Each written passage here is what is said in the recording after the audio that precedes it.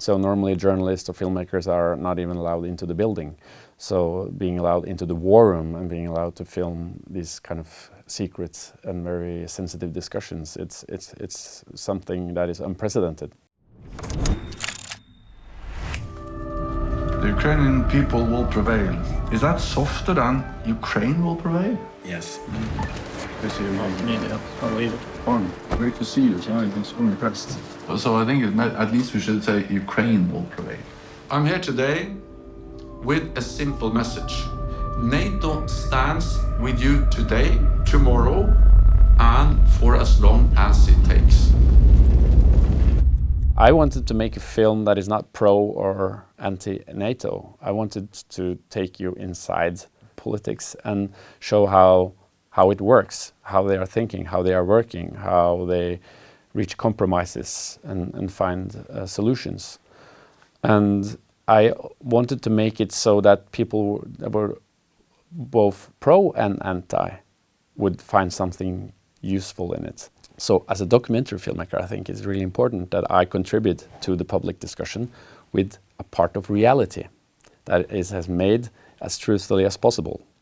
And I felt that I had those conditions because I was allowed to film it for a very long time, 2 years, and then you are able to wear him down so that he's not playing in front of the camera. No decision was taken until we all agree. Putin is putting everything on the table right now that he can. It's consensus opportunity. This could turn the tide of the war right here this summer, one way or the other. I was there for 2 years. I would say the first 6 months were not very successful. I had to learn how this whole environment works. Nobody's like, because we got a green light on Thursday, and they said on Friday we're going to South Korea and Japan, you have to come with us. And then that's also like, it was such in a rush that I couldn't bring a cinematographer and a sound person. I had to do it all by myself, but that turned out to be very actually good luck, because that's how I was able to make the film.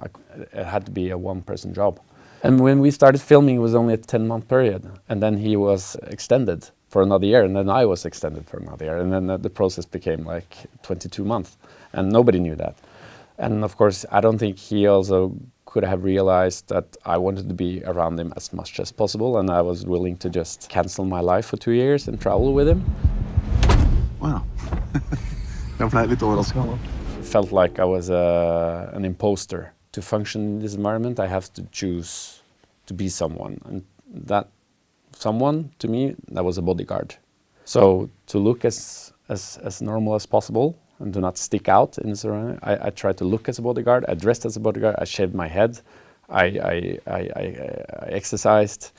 And I also studied the movements of the bodyguards. So I played that persona, but you have to be able to people have sympathy with what you're doing, and they can very easy, because sometimes their job is to stop you, and you might only have 5 or 10 seconds to make them like you or what you're doing. So you have to be very effective at that. So for 2 years you are always on the verge of being dropped, and you know that, and everything in your surroundings are made to keep you out, and that makes you very, very vulnerable. So you have to put aside who you really are for a long time. And then taking it back, it's not like a snap of your fingers. You have to, that's also a process that has taken me a year to kind of be myself again. And it's hard also to kind of explain that to other people. I remember for those 2 years, I was more around Joe Biden than my father. I saw Biden more often. Sometimes I watch things on film, was I there? Was I part of this? And then you realize I was. But you're your mindset is that I have the possibility to make this film now and nothing else matters. Emmanuel. If we can't do a deal now, it will take us another year, if not longer. This mission is responsible for coordinating military support, including lethal aid, of course. Good to see you again. Then you have other situations, like with the Hungarian foreign minister, where Stoltenberg is actually bringing me into a situation that I feel that my presence can actually screw up this whole situation. Like the Hungarian foreign minister might just be very offended and say, you want to talk to me about something you want to favor, and then you're bringing the camera. Fuck off. So it was Stoltenberg's decision to bring me in, and I followed him. But when I was kind of stuck in that situation, I just felt that that was the thoughts that were going through my mind. Like, I do not want to fuck this up. This might have actually consequences on the war in Ukraine if this decision is not going through today. So then I was thinking, like, what the fuck am I doing?